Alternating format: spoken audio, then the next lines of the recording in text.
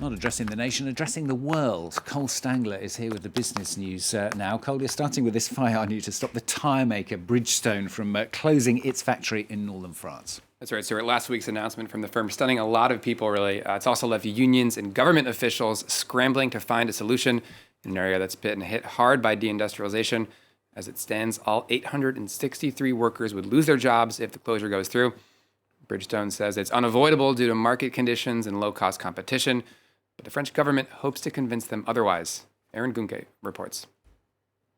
Uncertainty now hovers over the future for 863 employees of a Bridgestone tire factory in northern France. Just days after the Japanese company announced plans to shut the plant, the French government is weighing alternative options.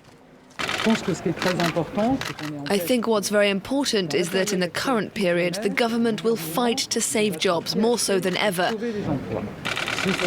This site is about skills that are scarce, industrial skills. These are skilled jobs, and obviously we can't afford to. We won't let these skills be lost. The Japanese company claims an oversaturated tire market and low-cost competition have crippled the site's profitability. Unions, however, point out that Bridgestone made 2.5 billion euros in profits in 2019. Critics add that this is just the latest in a series of site closures and mass layoffs to hit the country's north in particular, and with the French government's blessing. For 20 years, I've seen companies around my hometown close. I can mention some of them: Magnetti, Marelli, Honeywell, Whirlpool, of course, Goodyear for tires, Continental, which went to Romania. I have the impression that this history repeats itself eternally, and they do so with the complicity of politicians. This time around, Paris has asked consulting firm Accenture to carry out an in-depth study of different options to save jobs. Among the possibilities Bridgestone has not yet ruled out, keeping the site open to produce a different product with higher demand. A series of 10 negotiation sessions aimed at obtaining a solution are scheduled to run from early October to next February. Now, meanwhile, a judge in the US has given the thumbs up to Tiffany. Now, this is to go ahead with a fast-track lawsuit against the French luxury giant LVMH. That's right. LVMH had actually agreed to acquire the American jewelry maker for just over $16 billion. That was before the pandemic. LVMH has since tried to walk away from the takeover with the recession, but also trade tensions between the US and France complicating things.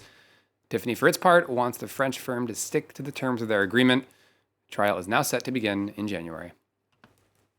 It's time to look now at some of the day's trading action. Well, European indexes are in positive territory to start the morning here, as you can see there.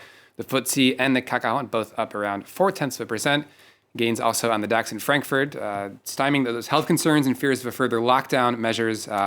Markets really disproving those fears there.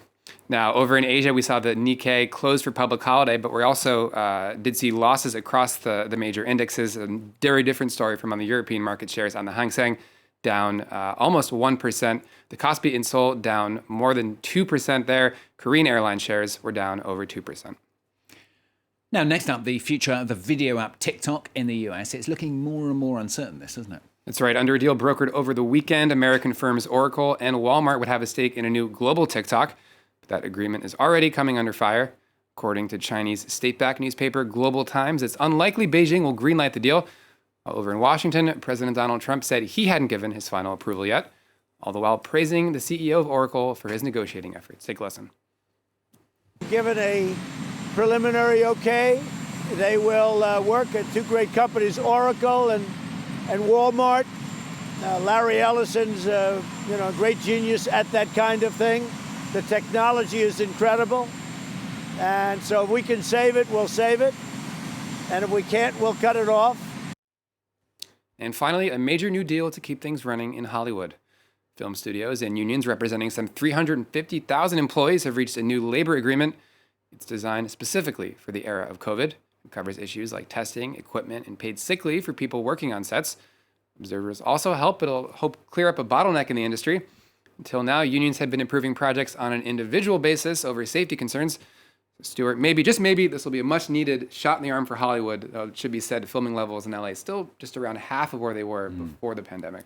At least we'll have something to watch once we can Yes. go to the cinema here in France at the moment. There's many countries, of course, where you can't at all. Thank you very much. Cole Stangler with the business on France 24. Now it's time to take a look at what's